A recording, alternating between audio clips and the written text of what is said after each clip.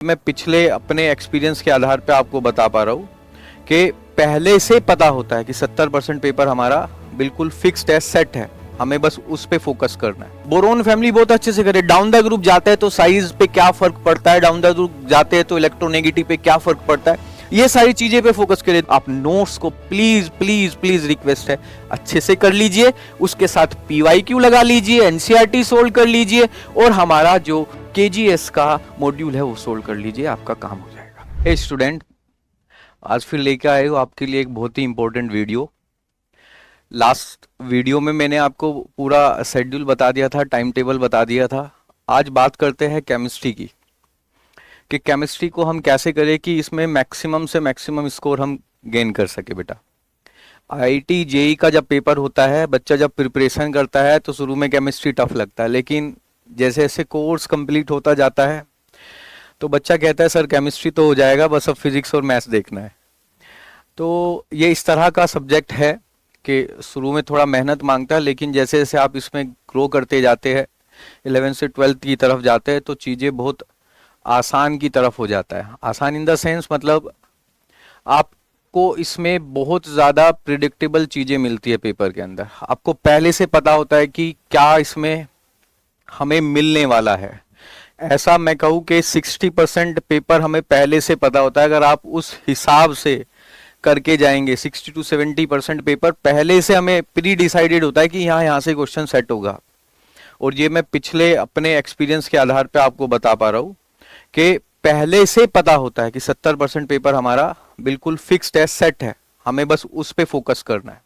अगर हमने वो फोकस कर लिया तो केमिस्ट्री में बहुत हाई स्कोर किया जा सकता है और आपका रैंक कहीं से कहीं जा सकता है। मतलब आपका रैंक लाखों से हजारों में और हजारों से हंड्रेड्स में आ सकता है बच्चा। तो आज बात करते हैं उसी बात पे कि केमिस्ट्री में और हम कैसे कर सकते हैं कि बेटर से बेटर कैसे परफॉर्म कर सकते हैं। तो क्योंकि ये जो एग्जाम है IIT, ये बहुत टफ एग्जाम है, ये सबको पता है, लेकिन एज वेल एज ये हार्ड वर्क के साथ साथ ये थोड़ा सा स्मार्ट वर्क भी मांगता है। आपकी पूरी प्लानिंग होनी चाहिए, पूरे साल भर की प्लानिंग होनी चाहिए, पूरे 6 महीने की, 7 महीने की, 8 महीने, जितने अभी आपके टाइम बचा है उसका एक प्लानिंग करिए, एक सेटअप बनाइए अपने लिए कि मैं ये चीजें करने वाला हूँ। आपका गोल बिल्कुल क्लियर हो।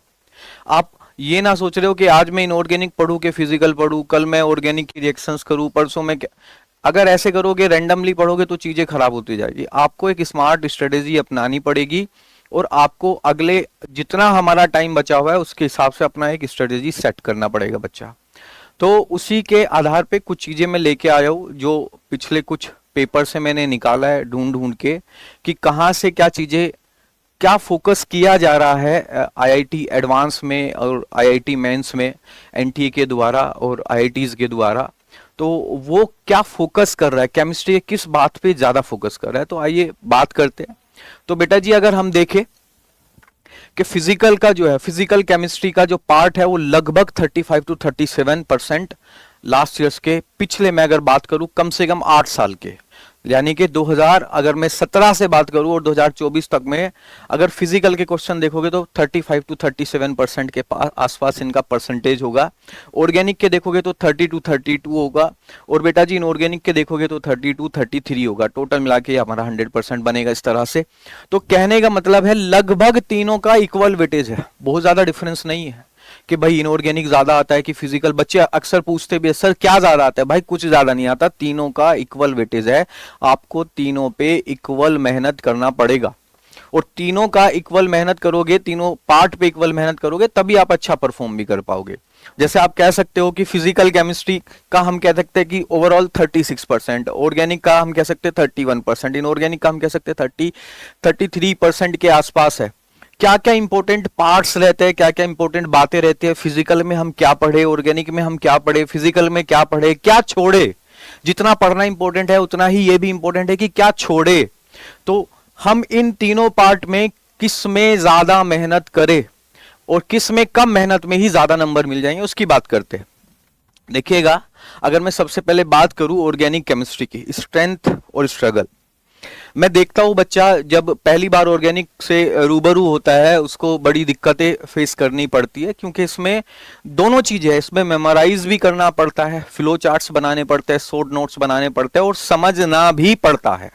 आप खाली ये नहीं कर सकते कि मैं रट के क्वेश्चंस बना दूंगा, नहीं, ये बिल्कुल मैथमेटिक्स की तरह होता है। आप एक बार एक क्वेश्चंस करना सीख गए तो उसको करने के बहुत सारे तरीके होते हैं, वेज होते हैं, वो आपको सीखना पड़ेगा बेसिक से।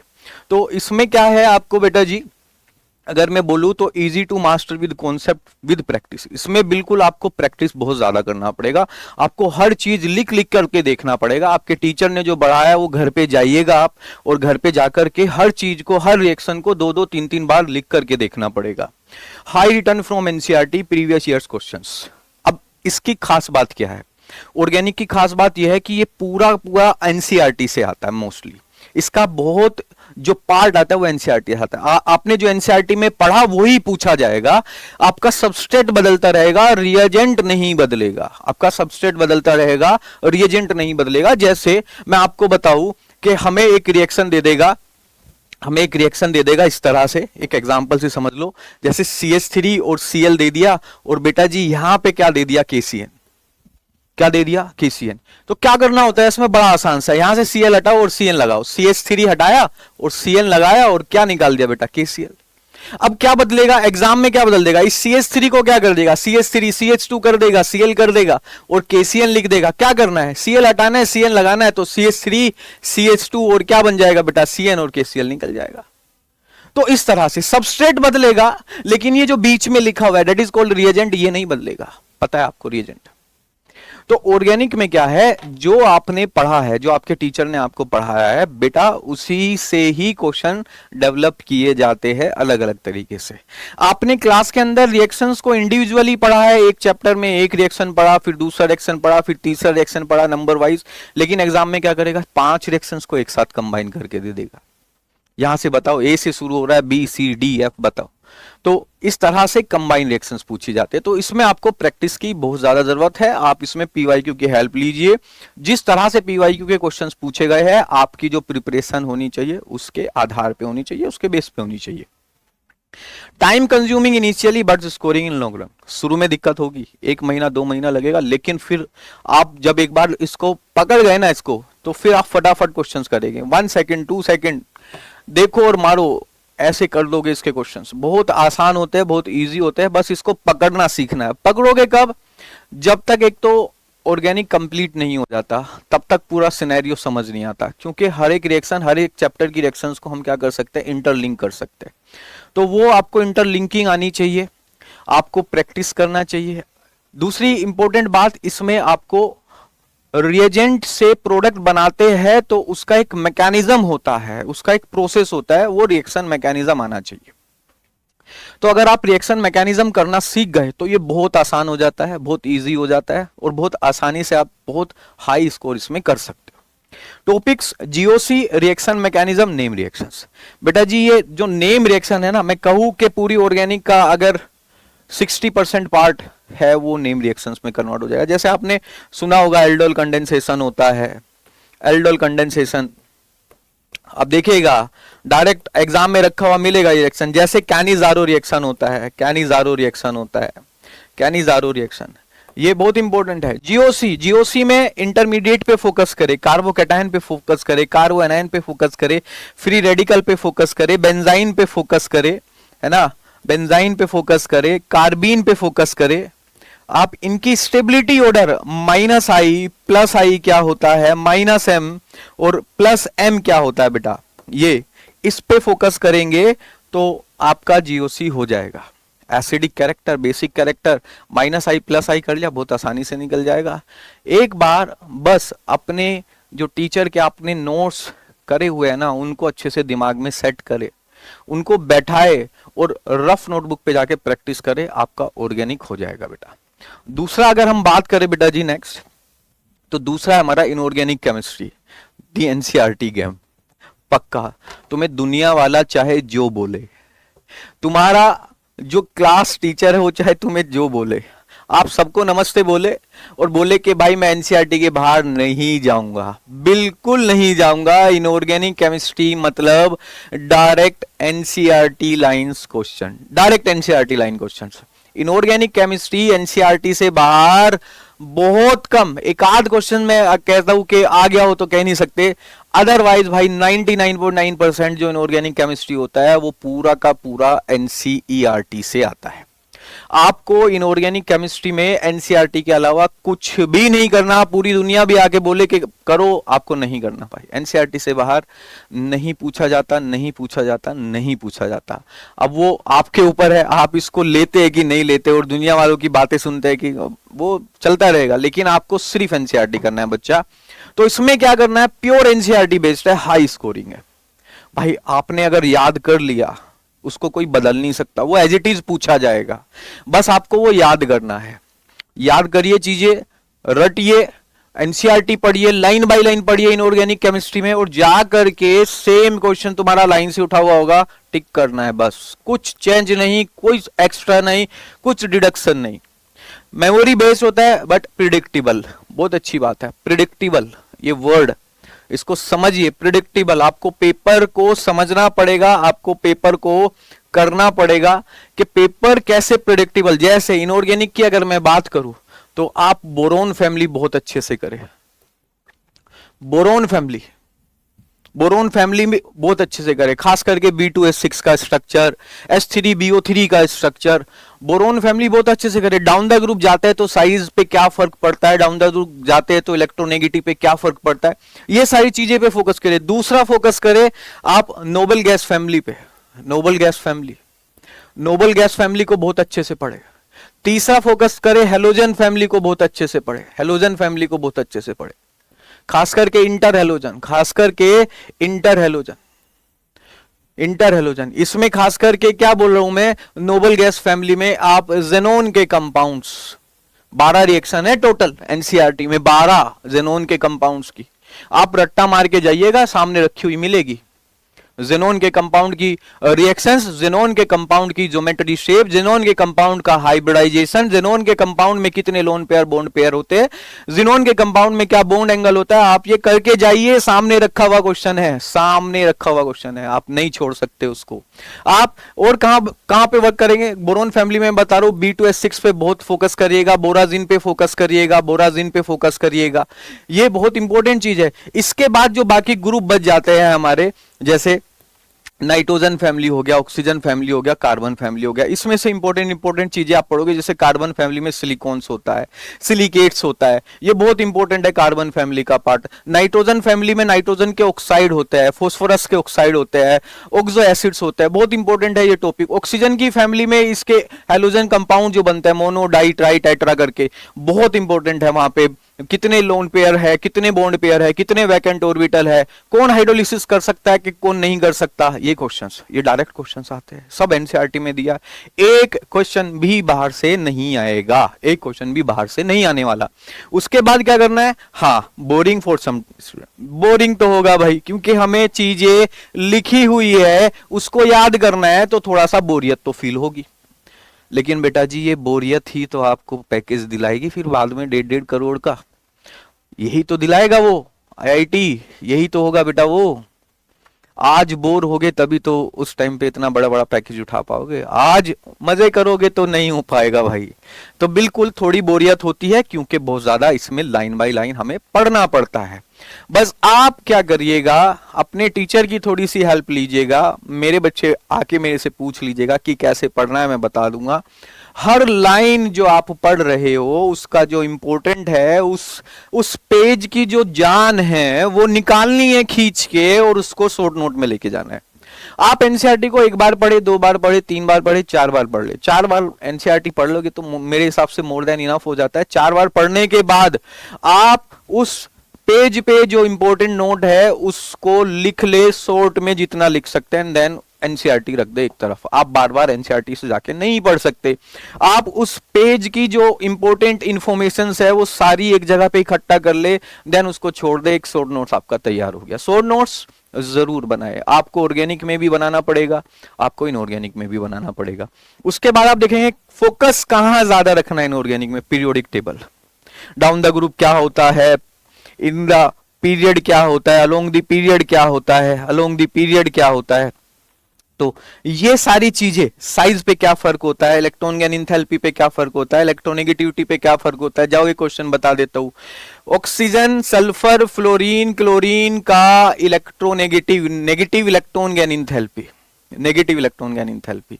ऑक्सीजन, सल्फर, क्लोरीन, फ्लोरीन का नेगेटिव इलेक्ट्रॉन गैन एंथैल्पी अच्छे से याद कर लीजिएगा, एग्जाम में आ सकता है, वीडियो देख लीजिएगा बाद में आकर के। पी ब्लॉक में मैंने ये बता दिया बोरोन फैमिली में क्या इंपॉर्टेंट, नोबल गैस फैमिली में, और एक इस पे मैं एक्सटेंडेड वीडियो बना दूंगा अलग अलग पार्ट में, फिजिकल में क्या इंपॉर्टेंट है, इनऑर्गेनिक में क्या इंपॉर्टेंट है, ऑर्गेनिक में क्या इंपॉर्टेंट है, इस पे एक एक्सटेंडेड वीडियो मैं बना दूंगा, आपको वो मिल जाएगी टाइमली, हर एक पॉइंट में कवर कर दूंगा, आप वो सारे पॉइंट्स टिक करके चले जाइएगा, आपका एग्जाम बहुत अच्छा हो जाएगा केमिस्ट्री के पॉइंट ऑफ व्यू से बेटा। दूसरा, कोऑर्डिनेशन केमिस्ट्री, बेटा ये एक ऐसा चैप्टर है जो एनसीईआरटी से बाहर कूद ही नहीं सकता और जाता ही नहीं है। मतलब आपने अगर अच्छे से कर लिया ना, सिर्फ एनसीईआरटी का हर पेज पे क्वेश्चन है, इसके हर एक एनसीईआरटी के पेज पे क्वेश्चन है बेटा। लेकिन बच्चे बहुत हल्के में लेते हैं, मैं तो कहता हूँ टीचर्स भी बहुत हल्के में ले लेते हैं इसका एनसीईआरटी। लेकिन कोऑर्डिनेशन केमिस्ट्री अगर आप एनसीईआरटी वाला पार्ट बहुत अच्छे से कर गए तो मैक्सिमम चीजें, मैक्सिमम क्वेश्चंस वहां से कवर हो जाते हैं। 2-4 चीजें होती है वो टीचर क्लास में कवर करवा देते हैं, तो अगर आपने वो अच्छे से किया होगा, क्लासेस अच्छे से ली होगी, वो सारी चीजें कवर हो जाएगी। मैं फिर भी बताता हूँ कोऑर्डिनेशन केमिस्ट्री में वीबीटी, सीएफटी, आईयूपैक नेम बेटा जी, आईयूपैक नेमिंग जो होती है कोऑर्डिनेशन कंपाउंड की, और बेटा जी लिगेंड्स। अगर इन 4 पॉइंट्स के बाहर कोई क्वेश्चन दिखे तो बताना मुझे। कोऑर्डिनेशन केमिस्ट्री में 4 पॉइंट पे क्वेश्चन आता है, वीबीटी, सीएफटी, आईयूपैक और बेटा जी आपका लिगेंड। एक और इंपॉर्टेंट चीज, इनका शेप जो होता है वो जनरली हम वीबीटी में कवर कर ही लेंगे, लेकिन वो एक तुम कह सकते हो अलग से एक पॉइंट आप दिमाग में रख सकते हो, क्योंकि वो केमिकल बॉन्डिंग से जुड़ रहा है जाके एक तरीके से। तो वीबीटी जब करोगे तो वहां पे शेप, ज्योमेट्री आएगी कोऑर्डिनेशन कंपाउंड्स की, अच्छे से उसको कर लीजिएगा। तो अगर ये पॉइंट कर लिया आपका इनऑर्गेनिक कवर, तो इनऑर्गेनिक में आपको एनसीईआरटी और ये कुछ इंपॉर्टेंट टॉपिक्स मैंने यहाँ पे डील किया आपके साथ, इसको अच्छे से देखिए। नेक्स्ट अगर देखेंगे तो नेक्स्ट है बेटा जी हमारा फिजिकल केमिस्ट्री। ये क्या है, ये कुछ बच्चों को बड़ा परेशान करता है, उन बच्चों को जिनका खास करके मैथ्स वीक होता है, उन बच्चों को ही थोड़ा सा परेशान रखता है। लेकिन मैं कहूँ इन तीनों पार्ट में अगर सबसे आसान कौन है तो वो फिजिकल केमिस्ट्री है। इन तीनों पार्ट में सबसे आसान कौन है, फिजिकल केमिस्ट्री। बिल्कुल सही कह रहा हूँ, तीनों पार्ट में सबसे इजी जो होता है वो फिजिकल केमिस्ट्री होता है। डायरेक्ट फॉर्मूला बेस्ड क्वेश्चन होता है, आपको चैप्टर के फॉर्मूला पता है, वैल्यू पुट करनी होती है, आंसर आ जाता है। कुछ क्वेश्चंस तो ऐसे होते हैं वैल्यू भी पुट नहीं करनी होती, सिर्फ यूनिट देखनी होती है और यूनिट के बिहाफ पे ही क्वेश्चन सोल्व हो जाता है। तो ये सबसे आसान क्वेश्चन है। हर चैप्टर के तुम्हें क्या उठाना है, फॉर्मूला उठाना है। जैसे तो numerical formula based, practice based होता है बेटा जी, best for those strong in mathematics. बिल्कुल इसके लिए मैथ्स में थोड़ा सा ज्ञान होना जरूरी है, मैथ्स आपका स्ट्रॉन्ग होना जरूरी है। Hard to score without solving 50+ question. बिल्कुल जब तक आप फॉर्मूले के यूज टू नहीं हो जाएंगे, आप एक फॉर्मूला पे 3-4 टाइप के क्वेश्चंस नहीं बना लेंगे, तब तक आप एग्जाम में क्वेश्चंस नहीं कर पाएंगे। तो आपको इसमें जो क्वेश्चंस बनाने हैं कम से कम हर, मैं कहता हूं पर फॉर्मूला 10 क्वेश्चंस। मेरा ये रूल होता है कि अगर किसी ने पर फॉर्मूला 10 क्वेश्चंस बना लिए, वो कभी फिजिकल केमिस्ट्री का क्वेश्चन छोड़ नहीं सकता। ईच फॉर्मूला 10 क्वेश्चंस, भाई ईच फॉर्मूला 10 क्वेश्चंस अगर मैं ऑन एन एवरेज मानूं तो एक चैप्टर में 20 फॉर्मूला होंगे, ऑन एन एवरेज में मान लेता हूं, तो 20 पे 10 क्वेश्चंस बनाना कौन सी बड़ी बात है, बहुत बड़ी बात नहीं है भाई। हर फॉर्मूला पे 10 क्वेश्चंस बनाइए, आपका कभी फिजिकल केमिस्ट्री का क्वेश्चन नहीं छूट सकता। छूटेगा तभी जब आपने सिर्फ सोचा होगा, करा कुछ नहीं होगा। अदरवाइज ये बहुत आसान सा चैप्टर है। मैं कहता हूं हर एक फिजिकल केमिस्ट्री का चैप्टर एक पेज पे कवर हो सकता है, A4 शीट की। हर एक फिजिकल केमिस्ट्री का चैप्टर एक पेज पे, सारे फॉर्मूला, सारी इंपॉर्टेंट बातें एक पेज पे आ जाएगी। तो फॉर्मूला बेस्ड क्वेश्चन, जैसे एटॉमिक स्ट्रक्चर है, एटॉमिक स्ट्रक्चर करोगे तो रेडियस का फॉर्मूला, वेलोसिटी का फॉर्मूला, एनर्जी का फॉर्मूला, इलेक्ट्रॉन की चेंज इन एनर्जी का formula, Rydberg formula, de Broglie का फॉर्मूला, हिंसबर्ग अनसर्टेनिटी का फॉर्मूला, बेटा फॉर्मूला है, डायरेक्ट फॉर्मूला है। Linear angular momentum of orbit, angular momentum of orbital, spin angular momentum, भाई direct formula है, कुछ भी नहीं करना, फॉर्मूला में रखना, वैल्यू आ जाएगी। नंबर ऑफ शेल का फॉर्मूला, सब शेल का formula, number of electron in orbital का formula, number of electron in sub shell के ऑर्बिटल में फॉर्मूला है, डायरेक्ट फॉर्मूला है, 20-22 फॉर्मूला है, हर फॉर्मूला पे उठाइए, 10 क्वेश्चंस कर लीजिए, हो गया काम। और अगर आपने मेरी क्लास ली होगी तो मैं क्लास में ही करा देता हूँ, हर फॉर्मूला पे 3-4-5 क्वेश्चंस। आप नोट्स को प्लीज प्लीज प्लीज रिक्वेस्ट है अच्छे से कर लीजिए, उसके साथ पीवाईक्यू लगा लीजिए, एनसीईआरटी सोल्व कर लीजिए, और हमारा जो केजीएस का मॉड्यूल है वो सोल्व कर लीजिए, आपका काम हो जाएगा। फिजिकल केमिस्ट्री में बहुत ज्यादा दिक्कत करने की, सोचने की आपको जरूरत नहीं है।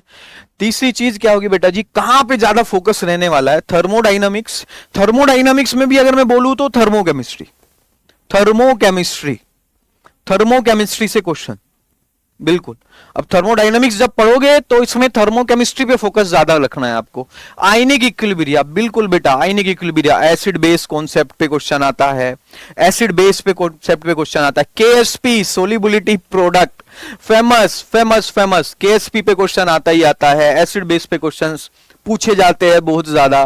पीएच, पीएच, पीएच का फॉर्मूला बोलते हैं तो किसी से पूछते हैं पीएच का फॉर्मूला माइनस लोग पीएच, बस इतना ही पता है, बस इतना ही पता है भाई। 7 फॉर्मूला मिनिमम है, 7 फॉर्मूला है पीएच के, और 7 फॉर्मूला है तो 7 ही तरह के क्वेश्चंस हो गए, हर फॉर्मूला पे 10 क्वेश्चन, तो 70 क्वेश्चन हो गए पीएच पे। अब 7 फॉर्मूला, हर फॉर्मूला पे 10 क्वेश्चन बनाइए कम से कम, पीएच के 7 फॉर्मूला है, देखिए नोट्स जाके। इलेक्ट्रोकेमिस्ट्री, भाई भाई कुछ भी नहीं करके जाओगे, कुछ भी नहीं करके जाओगे बच्चा, तो नस्ट इक्वेशन तो कम से कम कर जाना, नस्ट इक्वेशन तो कम से कम कर जाना, कम से कम नस्ट इक्वेशन कर जाना बेटा। तो ये आपका फिजिकल केमिस्ट्री कवर हो जाएगा। नेक्स्ट अगर आप देखोगे बेटा, यहां पे ये मैं फाइनल पॉइंट आपको बता रहा हूं, कहां पे आपको कैसे कैसे फाइनली फोकस रखना है। अगर आप देखेंगे तो अगर आपके पास टाइम कम बचा है, टाइम कम बचा है, तो इनऑर्गेनिक को आप स्टार्ट करिए, पहले इनऑर्गेनिक करिए, क्योंकि वो सीधा एनसीईआरटी से आएगा, फटाफट पढ़ के सोल्व करके शॉर्ट नोट बना के रख लीजिए। तो आपका कम से कम एक जो 33% पार्ट है वो तो बन गया भाई, 33% आएगा ना इससे, तो 1/3 तो आपका बन गया ना। तो आपके पास अगर टाइम कम है तो सबसे पहले एनसीईआरटी का जाकर के इनऑर्गेनिक करिए, क्योंकि वो उसके क्वेश्चन चेंज नहीं होंगे, लाइन बाय लाइन क्वेश्चन आते हैं। दूसरा, अगर आप मैथ्स में बहुत ज्यादा स्ट्रोंग हो, आपका मैथ्स बहुत फटाफट आप सोल्व कर देते हो, कैलकुलेशन बहुत फास्ट है आपकी, डेसिमल वगैरह की कैलकुलेशन, 10 की पावर में कैलकुलेशन है ना, बहुत आसानी से आप कर पा सकते हो, तो आप फिजिकल केमिस्ट्री पे जाइए, फिजिकल केमिस्ट्री अच्छे से करिए। तो अगर ये कर लिया, ये कर दिया, तो हो गया बेटा हमारा 60% पेपर। बाकी बचा हमारा ऑर्गेनिक। ऑर्गेनिक में अगर तुम खाली नेम रिएक्शन कर जाओ, नेम रिएक्शन, सिर्फ नेम रिएक्शन भाई, और साथ में 2 रिएजेंट लिख लो, 2 reagent, lithium aluminium hydride reducing agent और सोडियम बोरोहाइड्राइड रिड्यूसिंग एजेंट, और इसके साथ ऑक्सीडाइजिंग एजेंट KMnO4 और K2Cr27HNO3 PCC। ये कर गए, ये कर गए तो हो गया आपका बेटा ऑर्गेनिक भी हो गया। मैक्सिमम पार्ट ऑर्गेनिक का जो है नेम रिएक्शन, 2 रिएजेंट, ऑक्सीडाइजिंग और reducing, lithium aluminium hydride, sodium borohydride, और बेटा जी KMnO4 H+ और H के साथ, और K2Cr27 H+ के साथ, इसी के साथ PCC और कॉपर 573 केल्विन। ये कर गए, आपका ऑर्गेनिक भी हो जाएगा। लास्ट नोट द लीस्ट, क्या करिए, ज्यादा से ज्यादा आपको नंबर चाहिए, आपको रैंक लेके आना है। अच्छा, इनऑर्गेनिक में मास्टरी कीजिए भाई, आप एनसीईआरटी पढ़िए, दिन रात पढ़िए, लाइन बाय लाइन पढ़िए, एनसीईआरटी पे मास्टरी कीजिए। पीरियोडिक टेबल आपके दिमाग में इस तरह से रटी हो कि किस ग्रुप में नीचे जाने पे साइज पे क्या फर्क पड़ता है, इलेक्ट्रोनेगेटिव पे क्या फर्क पड़ता है, इलेक्ट्रोपॉजिटिविटी पे क्या फर्क पड़ता है, इलेक्ट्रॉन गैन इंथैल्पी पे क्या फर्क पड़ता है, ये पढ़िए बेटा। Build organic understanding. ऑर्गेनिक में फ्लो चार्ट्स होते हैं, शॉर्ट नोट्स होते हैं, नेम रिएक्शंस होती है, हर बार वो सेम मैकेनिज्म पे होती है, हर बार उसमें सेम चीजें हो रही होती है, रिएजेंट सेम रहता है, बस सबसेट बदलता रहता है, प्रोसेस चेंज नहीं होता। एक बार अगर आप समझ गए, एक बार पकड़ गए, तो फिर आप कभी इसमें पीछे नहीं हो सकते। प्रैक्टिकल फिजिकल केमिस्ट्री का ये क्या है बेटा जी, इसमें थोड़ा मैथमेटिकल आपको अप्रोच चाहिएगा। आप प्रैक्टिस जितना बनाएंगे, क्वेश्चन जितना बनाएंगे, उतना अच्छा होते चले आएंगे। तो बेटा जी ये एक छोटी सी स्ट्रेटेजी थी आपके सामने। अगर आप इन चीजों को फॉलो कर गए, आपको एक छोटा सा एक पॉइंट ऑफ व्यू मिल गया होगा कि किस चीज पे क्या क्या करेंगे। तो बेटा जी किसी भी बात में अगर आप दिक्कत है तो आप केजीएस पटना बोरिंग रोड में आकर के मिल सकते हैं। आपको बहुत जल्द हम अपना टेस्ट सीरीज भी लॉन्च करेंगे, तो टेस्ट सीरीज ज्वाइन कर सकते हैं आईआईटी जेई वाले बच्चे। और बेटा जी आपको कुछ भी कहीं पे दिक्कत आ रहा है, हमारा एक संडे में एससी वर्मा का क्लास चलता है जो फ्री ऑफ कॉस्ट चलता है।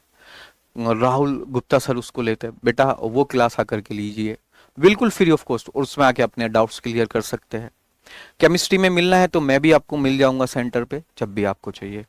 तो खान सर आपके लिए फ्री में बहुत सारी चीजें लेके आए हुए हैं, 2000 में कोर्स लेके आए हुए हैं ऑनलाइन। अभी भी बहुत टाइम है आपके पास, अभी भी हमारे पास 8 महीने बचे एडवांस के। सेकंड अटेम्प्ट के लिए भी अभी बहुत टाइम है।